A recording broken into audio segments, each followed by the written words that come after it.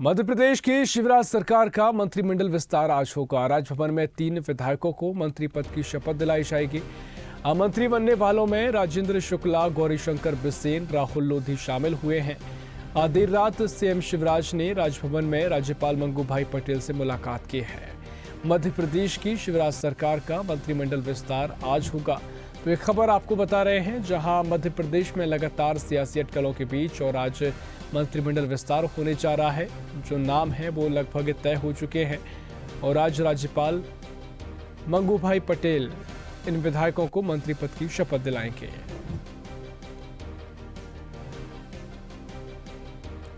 भोपाल से आपको अपडेट दे दें, जहां मध्य प्रदेश की शिवराज सरकार का मंत्रिमंडल विस्तार आज होगा और राजभवन में 3 विधायकों को मंत्री पद की शपथ दिलाई जाएगी। और इसी खबर पर और भी जानकारी लेंगे। News at digital Aniruddh Sonu ने हमारे साथ लाइव जुड़ गए हैं। अनिरुद्ध जी, आज मध्य प्रदेश में शिवराज सरकार के मंत्रिमंडल का विस्तार आज होना है और जो 3 नाम सामने आए हैं, फिलहाल क्या कुछ चर्चा है, क्या कुछ हलचल जमीन पर दिख रही है? आप लगातार इस मुद्दे पर कवरेज भी कर रहे हैं, फिलहाल क्या अपडेट है? गौरीशंकर बिसेन जो मंत्री पद की शपथ लेने जा रहे हैं उनके बंगले पे, और आप देख सकते हैं कि इस वक्त गौरीशंकर बिसेन बंगले से बाहर निकल चुके हैं। वो मीडिया से चर्चा कर रहे हैं और उनकी गाड़ी लगभग तैयार है। और ये आप देख रहे होंगे कि गौरीशंकर बिसेन की जो गाड़ी है, हालांकि उन्हें कैबिनेट मंत्री का दर्जा वो पहले से ही प्राप्त था और वे अपने बंगले से मंत्री पद की शपथ लेने निकले हैं। और आपको हम दिखाते हैं कि उनकी गाड़ी देखिए आप।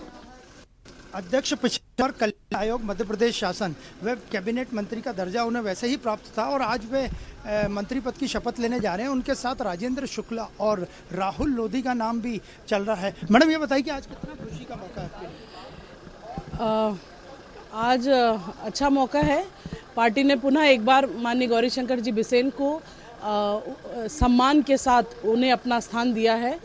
हम सब अब चुनावी समर में हैं और कोई पद पे हो चाहे ना हो, प्रत्येक भारतीय जनता पार्टी का कार्यकर्ता आज संकल्पबद्ध है कि परिश्रम की पराकाष्ठा करके प्रत्येक मतदान केंद्र पे भारतीय जनता पार्टी मजबूत हो। चूंकि हम बालाघाट जिले से आते हैं, हमारा प्रयास होगा कि बालाघाट की 6 विधानसभा में 6 जगह कमल का फूल खिले और 5वीं बार शिवराज जी के नेतृत्व में भारतीय जनता पार्टी की सरकार बने। पिछड़ा वर्ग के लिए बिसेन जी कुछ खास करेंगे? समय काफी कम है। पिछड़ा वर्ग के लिए सबसे बड़ी सौगात तो जब वो राज्य पिछड़ा वर्ग आयोग के अध्यक्ष बने, कल्याण आयोग के, तभी उन्होंने एक बड़ी पहल भूतो न भविष्यन्ति की सुप्रीम कोर्ट ने जो निर्णय लिया था कि go to election without OBC reservation, उसको ओवररूल करते हुए नया डिसीजन दिया, जिसकी पूरी देश भर में प्रशंसा हुई है। और शायद इसी सिर्फ पिछड़ा वर्ग ही नहीं, हर वर्ग के लिए माननीय गौरीशंकर जी बिसेन ने काम किया है। पीएचई मंत्री के रूप में, सहकारिता मंत्री के रूप में ब्याज जीरो, किसान हीरो की सौगात, कृषि कर्मण अवार्ड लगातार 5 बार उनके कृषि कार्यकाल में मिला है और इसके साथ ही अनेक सौगातें, अनेक विकास कार्य भी उनके द्वारा किए गए हैं। तो जो कर्म, जिसके लिए कर्म प्रधान होता है, उसके लिए न तो समय की सीमा होती, बस दृढ़ इच्छा शक्ति होती है, जो श्री गौरीशंकर जी बिसेन में है। और उसी आत्मविश्वास, दृढ़ इच्छा शक्ति और संकल्प शक्ति के बल पर अभी हमारा पहला प्रयास होगा कि पूरे उनके प्रभाव के और हमारे आसपास के क्षेत्रों में ज्यादा से ज्यादा कमल का फूल खिले। बालाघाट में संसदीय सीट मोदी जी को देंगे? बिल्कुल देंगे। पहली बार बालाघाट जिले में भारतीय जनता पार्टी के नेतृत्व का सांसद बनने का सौभाग्य भी मेरे पिता श्री गौरीशंकर जी बिसेन को मिला है। पहले 2 बार वो पराजित हुए, तीसरी बार और पहली बार भाजपा का कमल बालाघाट विधानसभा में खिलाने का भी अवसर मेरे पिता श्री गौरीशंकर जी बिसेन को मिला है। चूंकि अब बालाघाट की 6 और सिवनी की 2 मिला के हमारी पार्लियामेंट्री कॉन्स्टिट्यूंसी है, हम पुनः बालाघाट से एक कमल का फूल माननीय नरेंद्र मोदी जी के लिए भी भेजेंगे।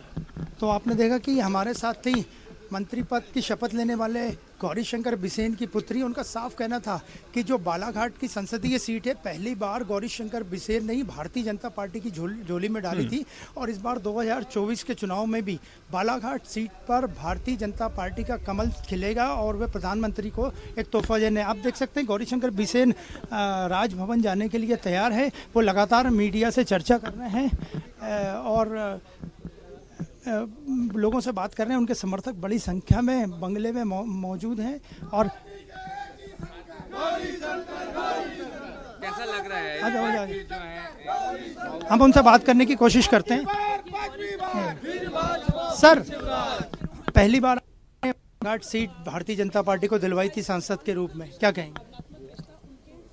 ऐसा है 1985 में पहली बार बालाघाट विधानसभा क्षेत्र में कमल खिला, 1998 में पहली बार बालाघाट पार्लियामेंट्री कॉन्स्टिट्यूंसी में कमल खिला। ये गौरीशंकर बिसेन की जीतने में भारतीय जनता पार्टी के शिल्पी हमारे विश्वकर्मा कार्यकर्ताओं की जीत, हमारे नेतृत्व की जीत, हमारे विचारधारा की जीत है, राष्ट्रवाद की जीत। पिछला राष्ट्रवाद की जीत उत्तरोत्तर तरक्की की ओर जा रही है। अब तो देश से कांग्रेस का फट्टा साफ हो रहा है। पिछड़ा वर्ग के लिए आपने जो किया उसके लिए देश भर में प्रशंसा हुई थी, अब छोटे से कार्यकाल में और कुछ करना चाहेंगे? अभी तो सबसे पहले बीजेपी की पुनः सरकार बने, ये हमारा लक्ष्य है, जिससे सरकार के माध्यम से हमारे जो जनकल्याण के काम चल रहे हैं वो और गति को प्राप्त करें। आज हम लाडली बहनाओं को पिछले 3 माह से 1,000 रुपये 1209 करोड़ रुपए दे रहे हैं।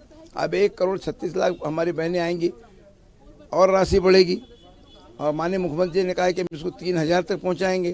तो पहला तो काम है महिला सशक्तिकरण, दूसरा काम है जो हमारे विकास की योजना चल रही है उन योजना को गतिशील रखना, तीसरा काम है हमारे जन कल्याण के कामों को और तेज गति से करना, स्वच्छ प्रशासन देना, और कांग्रेस का जो दुष्प्रचार है उस दुष्प्रचार का को नेस्त नाबूद करना। 2024 के लिए भी कुछ तैयारी रहेगी? 2024 में जैसा कि मान्यवर हमारे अमित शाह जी ने कहा है, अभी हमारी 29 में से 28 सीटें भारतीय जनता पार्टी के पास है। 2024 में 29 में से 29 होंगी, 29-0। बालाघाट में 1.5 महीनों में क्या काम करना चाहेंगे जो छूट गए हैं? बालाघाट में काम कुछ भी नहीं छूटा है। माननीय मुख्यमंत्री जी जन दर्शन में 5 तारीख को बालाघाट आ रहे हैं, वहाँ पे बालाघाट गौरव दिवस मनाया जा रहा है। बालाघाट में खुशियाँ हैं, बालाघाट जिले में खुशियाँ हैं, और बालाघाट के लिए सौभाग्य की बात है कि बालाघाट जिले को 2 मंत्री मिले। अभी हमारे रामकिशोर जी कावरे, नानू कावरे जी आयुष विभाग के स्वतंत्र प्रभार मिनिस्टर हैं, जल संसाधन विभाग के हमारे मंत्री हैं, और मुझे फिर से मंत्रिमंडल में स्थान देकर के बालाघाट को हमारी पार्टी ने सम्मान दिया है, पूरे प्रदेश को सम्मान दिया है। जहाँ तक विकास का प्रश्न है तो बालाघाट में मेडिकल कॉलेज की आधारशिला रखी जा रही है, 5 तारीख को बालाघाट में विधि महाविद्यालय की आधारशिला रखी जा रही है। बालाघाट में अनेक घोषणाएं होंगी, इंतजार करिए। तो आपने देखा कि हमारे साथ थे गौरीशंकर बिसेन, और आप देख सकते हैं कि वो साफा बांध के बिल्कुल तैयार हैं जाने के लिए। उनके समर्थक मौजूद हैं बड़ी संख्या में यहाँ बंगले पे, और कुछ लोग उनसे आशीर्वाद भी ले रहे हैं।